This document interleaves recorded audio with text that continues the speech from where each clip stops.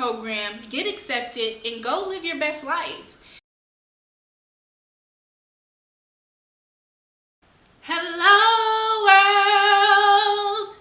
Welcome back everyone to another episode of Shanay Meets World.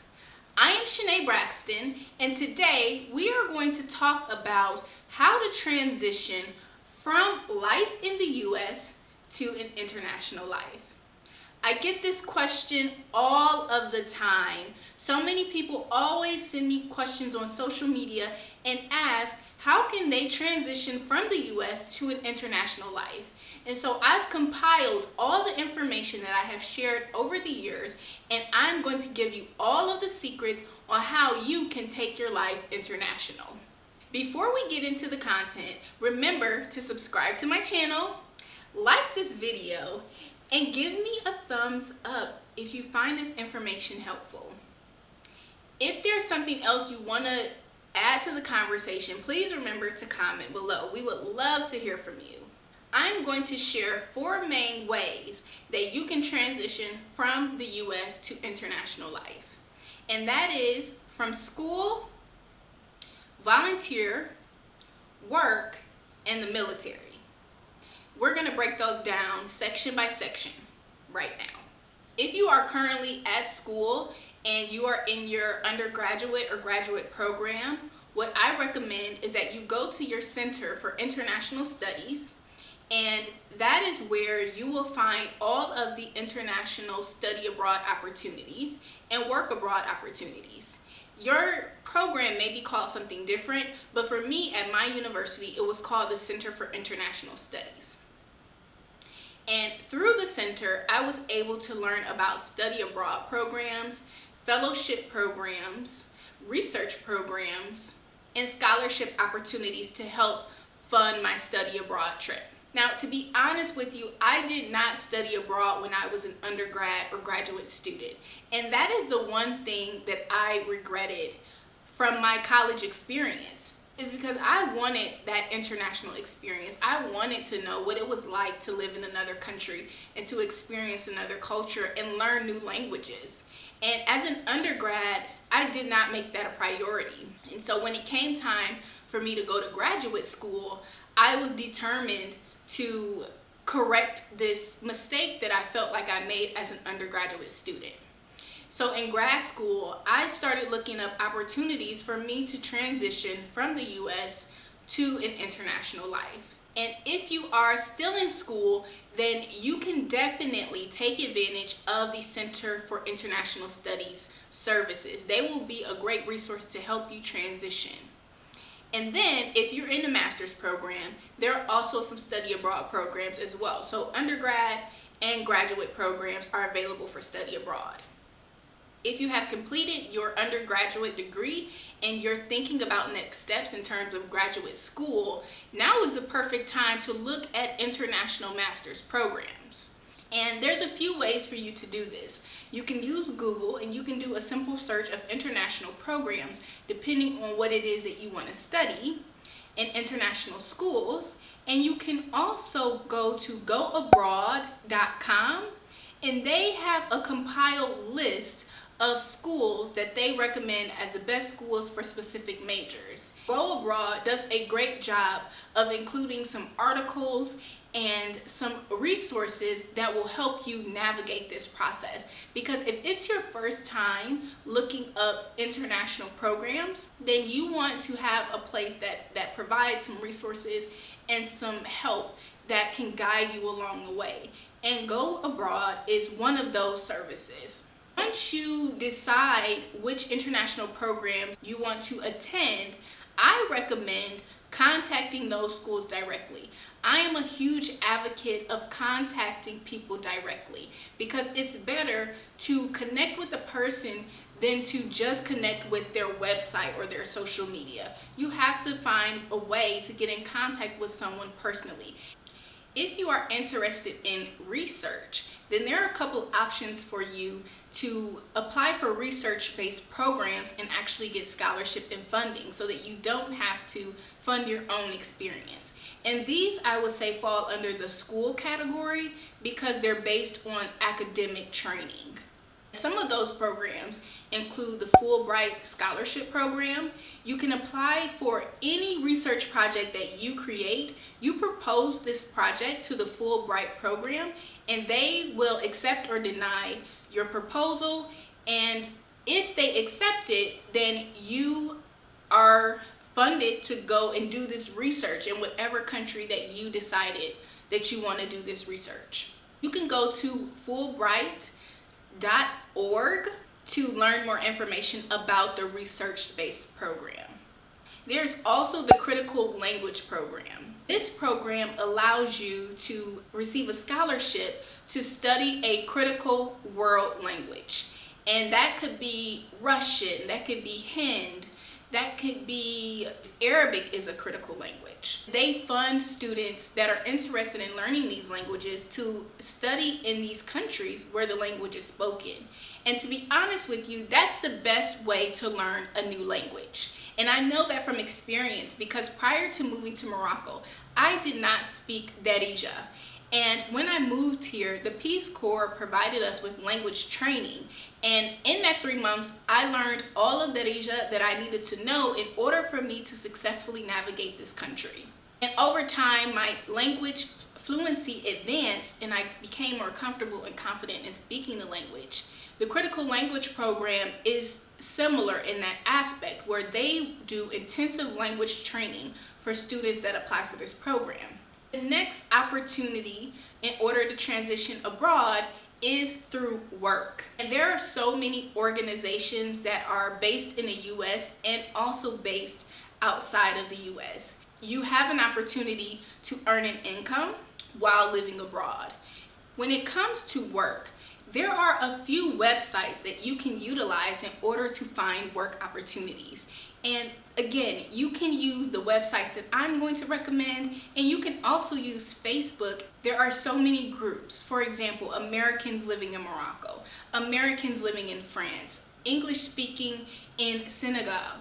There's so many Facebook groups, so that is one that I wanted to mention, along with the other list of organizations that I'm going to share with you right now. The first organization is Idealist.org. And this organization is all about connecting people with organizations. And they have opportunities across multiple sectors, like public relations, social media management, business development, anything in the media communications related field, anything in the technology field, anything in the science, anything in development and human rights. Those are all opportunities that you can apply for with Idealist.org. The next organization is DevXCOM. And this organization is based on non-governmental organizational opportunities. And again, it's similar to Idealist.org. You can find business development opportunities, you can find human rights work opportunities, anything in the development space, in the technology space, and in the communication space. As I mentioned, those are some of the opportunities, along with finance and banking, that you can apply for, and there's so many opportunities. They both have membership clubs. And so I recommend that if you are serious about moving internationally, then you can join the DevX membership club and the Idealist membership club. And once you join their membership, you have greater advantages of being selected for positions. Another work opportunity for living abroad is by teaching English. Teaching English is a #1 job opportunity for so many English-speaking natives, because English is an international language. Everywhere around the world, somebody speaks English. Here in Morocco, there are so many people that speak English, and English is not even the national language of this country. French is the national language, and people actually prefer to speak English over French. So English is a highly sought after language. And if you are a native English speaker, then you have so many opportunities to not only work in the country physically, but to work virtually, and you can live anywhere around the world. I actually have a couple of friends who are online English teachers, and they work with organizations like VIPKid.com, magicears.com, and then I have another friend who works physically at the American Language Center here in Morocco. And with the American Language Center, they have them all around the world. And so if you decide that you want to move to Senegal, there's an American Language Center there, and you can teach English there. And the pay and the benefits are comparable to life in that country. If teaching English is your option, then there are some certifications that you will need. And it's not anything long and drawn out. It's just something that you need in order to be a certified teaching English as a foreign language instructor. And you can get your certification online, and you can also get your certification in person. I have a couple of friends who have gotten their English teaching certification online, and also I have some friends who have done it in person. One in particular studied in Spain, and he was able to get his in-person hours that he needed in order to work at the American Language Center. Then I have other Peace Corps volunteer friends that actually studied the teaching English as a foreign language online throughout our Peace Corps service, so that when the service ended, they were able to move to whichever country they wanted to and teach English online. I have one friend who's in South Korea, one friend who's back in Chicago and she's teaching English online, and I have another friend who's here with me in Morocco still, and she's teaching English online. I mentioned the Fulbright program earlier, and the Fulbright program has two main components. They have a research component, and they also have a teaching English component. And so if you are interested in teaching English, you can do that through the Fulbright program as well. And that is fully funded. The next opportunity that I am going to bring up is the opportunity that I took to transition from the U.S. to international life. And that is the United States Peace Corps. The Peace Corps is global. It's around the world. And so there's so many opportunities. And the reason why I chose Peace Corps specifically is because I wanted to be a part of a program that was longer than a semester, because Peace Corps teaches you the language, Peace Corps offers you health care, and Peace Corps offers you an in-country support system. And for someone who is transitioning alone, these were things that were very comforting for me. And I spoke with a young black girl who was from Cleveland, who had did the Peace Corps and was now back in the U.S. for her master's, and she gave great reviews about her experience. And she wasn't here in Morocco because, again, the Peace Corps is around the world, but she gave me a great overview of her experience and cheered me on and pushed me to apply and to be comfortable and confident in that decision. Keep in mind that Peace Corps is a service-based opportunity, and that means that you will be living on a stipend similar to what the minimum income earning is in the country where you are going to be living. Peace Corps is not an opportunity for you to earn lots of money. Peace Corps is more about the experience and more about the connections and more about the opportunity of not only bonding with the host country, but also bonding with other American citizens that are eager to get out into the world and learn more about it. And so Peace Corps is a stipend opportunity, but the advantage is that not only do you get a stipend each month, but at the end of your Peace Corps service, you get a readjustment allowance. And for me, that was about $8,000 in readjustment allowance that they give to volunteers in order for us to readjust into society. Because with the Peace Corps, you're not living in a big city, you're living in a small community, and again, you're living off of a stipend. So they give us this money at the end of our service, and that allows us to return back to our lives and to get ourselves up and running and on our feet so that we can move on to our next adventure. The last opportunity to transition from the U.S. to international life is through the military.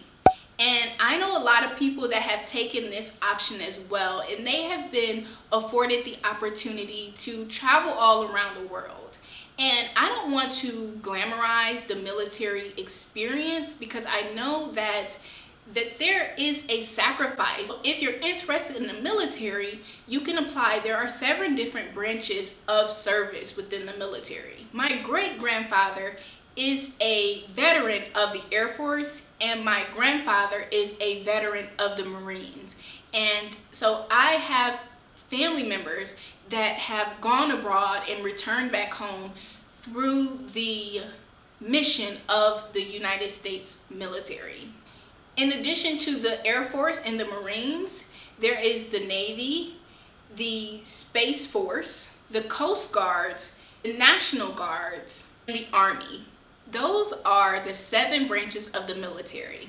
If you look up defense.gov, then you can find out more information about these opportunities. As a result of my experience living abroad, I have grown and evolved so much. And so I enjoy answering this question. I get it so many times, and I'm always looking for ways to help people transition from the US to life abroad, because there is growth in that experience. I have learned not only Arabic, Darija, I have learned French, and my husband is Senegalese, and I understand some of the nuances of his language and how to introduce myself. And those are things that I would not have picked up on if I was still living in the US. I know so many people who are thriving, and I encourage you that if you are on the edge, on the breaking point of wanting to transition, do it. I have given you so many resources and so many things that you can research in order for you to make the transition, and I encourage you to do it. I know we are during this time of COVID-19, and so we're not traveling a lot, and nobody is really thinking of leaving their place of comfort. But I will encourage you to start looking now and start researching and start applying now, because this will pass and life will continue. And don't let this be something that you regret. Like myself, when I was an undergrad, I regretted that I did not study abroad. And I did not want that to live with me forever. And in graduate school, I said, I'm going, I'm doing it, and nobody's stopping me. If you have gotten a bite of that travel bug and you want to move from the US to an international life, I encourage you to go. If you like this video, please subscribe to my channel, give me a thumbs up, and comment below. Let's have a conversation about this international experience. I would love to hear from you. I am Shanay Braxton. Thank you for tuning in to another episode of Shanay Meets World, and I will see you next time. Bye!